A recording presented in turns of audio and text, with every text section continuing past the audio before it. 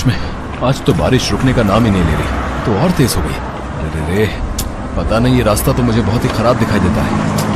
गलती कर दी जो इस रास्ते पर गाड़ी ले आया, अच्छा खासा उधर से ही चला जाता। अब क्या करूं?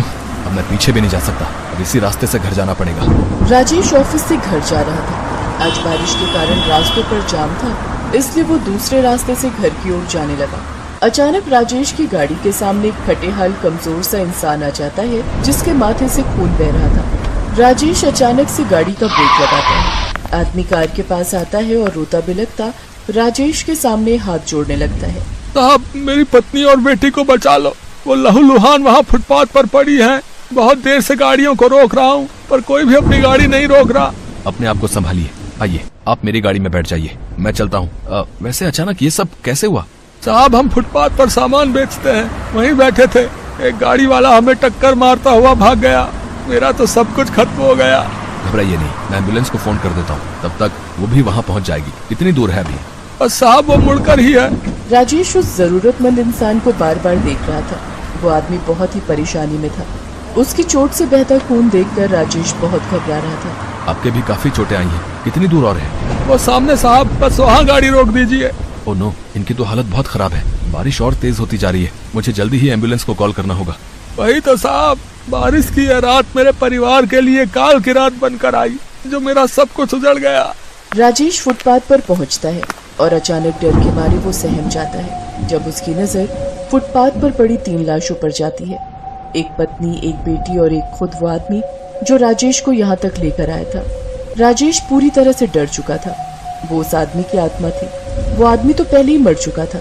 राजेश के सामने जो खड़ा रो रहा था वो सिर्फ एक आत्मा थी। देखो ना साहब, देखो, मेरी पत्नी और मेरी बेटी मर चुके हैं। देखो ना साहब, कुछ करो ना, इन्हें इलाज के लिए ले चलो।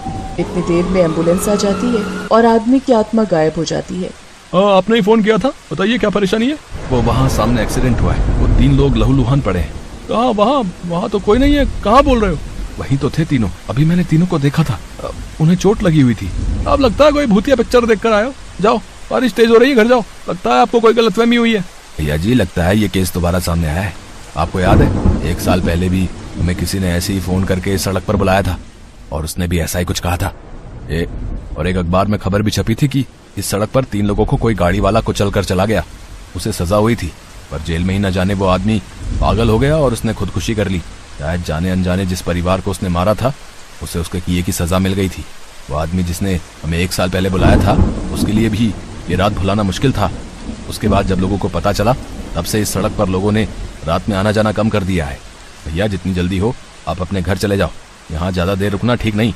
एम्बुलेंस वालों की बात सुनकर राजेश पूरी तरह से घबरा चुका था। एम्बुलेंस वापस चली जाती है और राजेश घर आ जाता है। घर पहुंचकर वो काफी देर तक इस सदमे से बाहर नहीं आ पाता। राजेश अपनी पत्नी को सारी बात बता चुका था, पर अगले कई दिनों तक राजेश उस बारिश की रात को नहीं भूल पाया था। उस आदमी और उसके परिवार के दर्दनाक चेहरे बार बार उसकी आंखों के सामने आ जाते थे। ललिता और उमेश मुजफ्फरपुर के पास बसे एक गांव में छोटा सा चाय का खोखा चलाते थे। रोजाना की जो भी कमाई होती थी, उसी से ललिता और उमेश अपना और परिवार का गुजर बसर करते थे। परिवार में ललिता की ननद और 2 बच्चे थे। ये लो भैया जी आपकी चाय। उमेश भाई, जरा एक चाय और मठरी देना। ये लो भैया जी। अरे, ये बारिश तो बहुत जोरों की शुरू हो गई, पिछले 3 दिन से नहीं रुक रही। हम तो सोच रहे हैं कि कल सुबह ही ये गांव छोड़कर शहर चले जाएं। अब ये कोई भरोसा नहीं कि कब क्या मुसीबत आ जाए, समझ रहे? गांव में सब लोग आपस में ऐसे ही बातें कर रहे थे। ललिता का मन इन सब बातों को सुनकर घबरा रहा था। उसे बाढ़ में होने वाली समस्याओं की बहुत फिक्र हो रही थी। इसी कारण ललिता को रात में नींद नहीं आ रही थी। आधी रात के वक्त अचानक गाँव वालों ने शोर मचा दिया, जिसे सुनकर ललिता घबरा गई। तभी पड़ोसी श्याम और उसकी पत्नी सामान सिर पर लाद कर जा रहे थे। क्या हुआ श्याम भैया, आप सब ये सामान लेकर कहाँ जा रहे हो? ये सब गांव वाले कहाँ जा रहे हैं? ललिता भाभी, नदी में पानी का स्तर बढ़ गया है। चेतावनी मिली है कि हमें इस इलाके को जल्द से जल्द खाली करना होगा। हाँ। ललिता जल्दी से उमेश को उठाती है, पर तब तक बहुत देर हो चुकी थी। नदी का पानी गांव में फैल चुका था। पूरा गांव बाढ़ की चपेट में आ चुका था। लोगों के घर उस बाढ़ में डूब रहे थे। कुछ ही देर में सब तबाह हो गया। हे भगवान, अब क्या होगा? हम इस बाढ़ के पानी से कैसे बचेंगे? बंटी, पिंकी, जल्दी उठो, हमें यहाँ से जाना होगा। भाभी, ये सब क्या हो रहा है? बाढ़ में हमारा पूरा घर डूब गया है। माला, ललिता, तुम दोनों जल्दी जल्दी सामान उठाओ, हमें यहाँ से दूसरी जगह जाना होगा।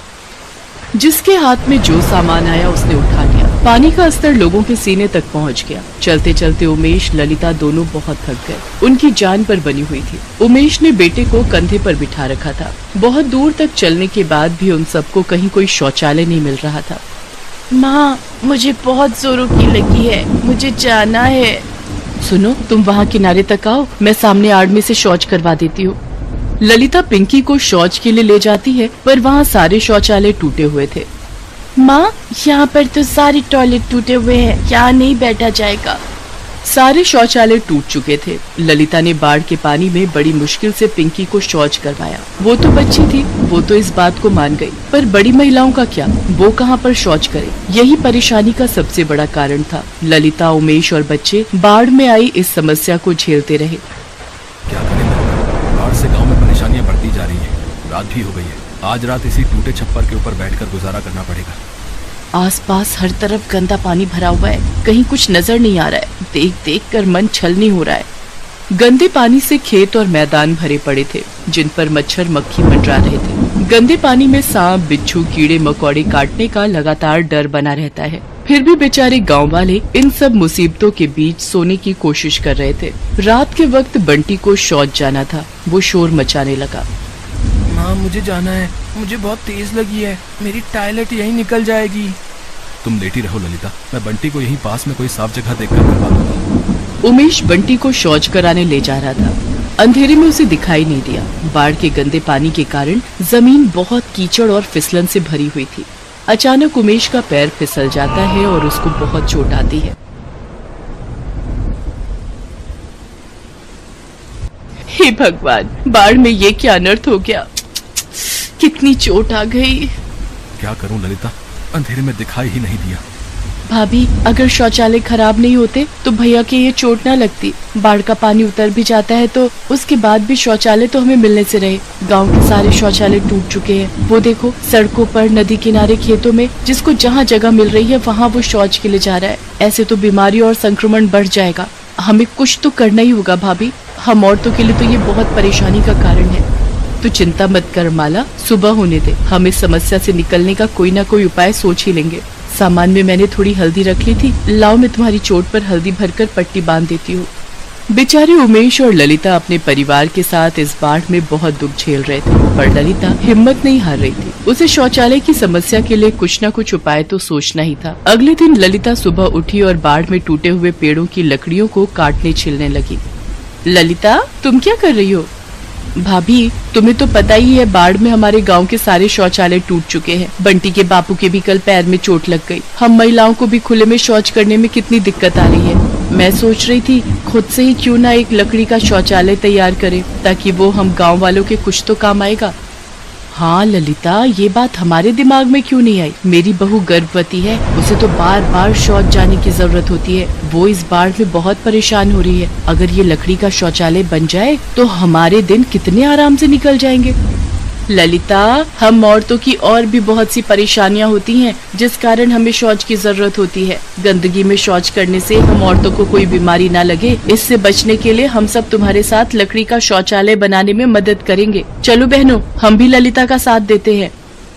गांव की बाकी औरतें भी ललिता का साथ देने के लिए आ गई। सबने टूटे हुए पेड़ों की लकड़ियों को तोड़कर काट कर इकट्ठा किया और धीरे धीरे सबके प्रयासों से लकड़ी की दीवारें खड़ी हो गई। और कड़ी मेहनत और लगन से ललिता ने लकड़ी, कील और खपच्चियों की मदद से शौचालय का निर्माण कर दिया।